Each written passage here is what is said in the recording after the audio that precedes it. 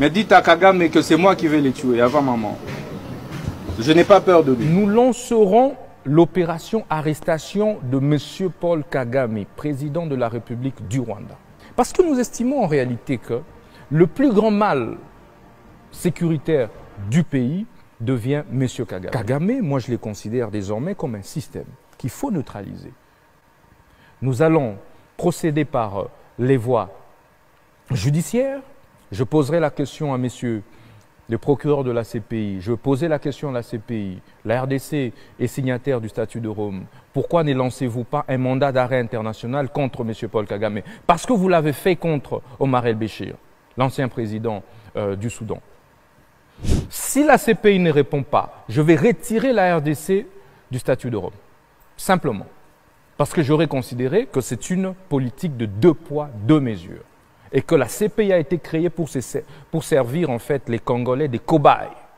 Et ça ne passera plus. Et en ce moment-là, je vais lancer des opérations militaires contre le Rwanda. Les blagues que nous sommes en train d'observer ne vont plus s'observer. Et donc nous allons lancer une offensive. Soit ce sera la guerre totale, soit ce sera la paix totale. Nous avons proposé la mise en place du bloc des résistants nationalistes pour mobiliser, rassembler, fédérer tous ceux et celles de nos compatriotes, jeunes et vieux, étudiants, membres de la société civile, qui ont accepté de demeurer loyaux envers la République, qui ont refusé d'aliéner la souveraineté de la République. Donc la première, comme je l'ai dit, c'est rapidement au chef de l'État de fédérer toutes les forces.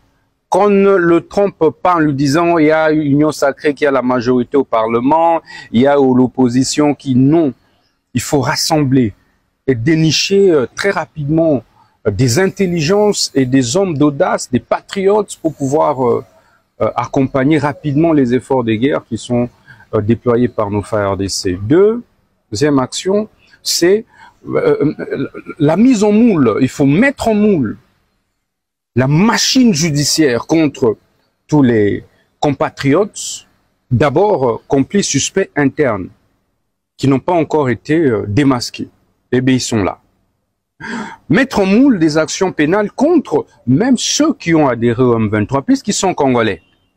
Mais pourquoi est-ce que la justice congolaise n'arrive-t-elle pas à lancer de mandat d'arrêt international contre ces gens-là?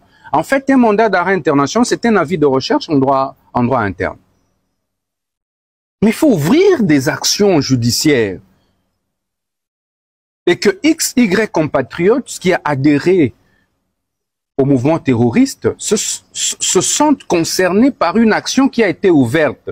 C'est-à-dire que quel que soit le moment et dans n'importe quel pays où se retrouverait et avec lequel la RDC serait en partenariat, en collaboration judiciaire, ben, il serait appréhendé. Quatrième initiative, c'est de pouvoir lancer des actions judiciaires, engager des actions judiciaires internationales contre Corneille Nangaa et sa bande, contre les compatriotes qui ont adhéré au M23 pour crimes de guerre, crimes contre l'humanité, voire crimes de génocide. Parce que le statut de Rome fait partie intégrante de notre arsenal juridique. Donc la CPI devait être saisie directement par notre État sur la base de l'article 13 du statut de Rome. Mais il est également possible pour que notre État saisisse directement la CPI contre M. Paul Kagame. C'est pourquoi vous vous rappellerez de ma première question écrite, quoique le débat se soit posé autour de la compétence du bureau d'âge. Mais lorsque l'État est en danger, on ne respecte pas certaines procédures. Si aujourd'hui, ces mouvements terroristes venaient à entrer ici à Kinshasa, vous allez dire que non, le bureau d'âge n'a pas de compétence pour pouvoir interpeller tel ou tel ministre. La justice congolaise devrait initier des actions du genre devant la CPI contre le président Paul Kagame. Et vous verrez, vous en verrez les conséquences. L'État congolais devrait rapidement et ça c'est la 6e proposition d'action, saisir la CIJ, la Cour internationale de justice. Parce que sur la base de son acte constitutif en ses articles 35, 34, 35, il est bien possible pour un État de pouvoir se plaindre contre un autre État devant la CIJ. L'exemple le plus récent, c'est l'Afrique du Sud contre l'État israélien. Pour les massacres, pour les crimes qui sont perpétrés dans la bande de Gaza. Pourquoi ne ferions-nous pas ça? C'est de moyens de pression au niveau international. Pour en même temps soutenir les efforts de guerre de nos frères RDC et décourager pendant ce temps l'ennemi dans son élan des velléités expansionnistes, dans son élan des crimes.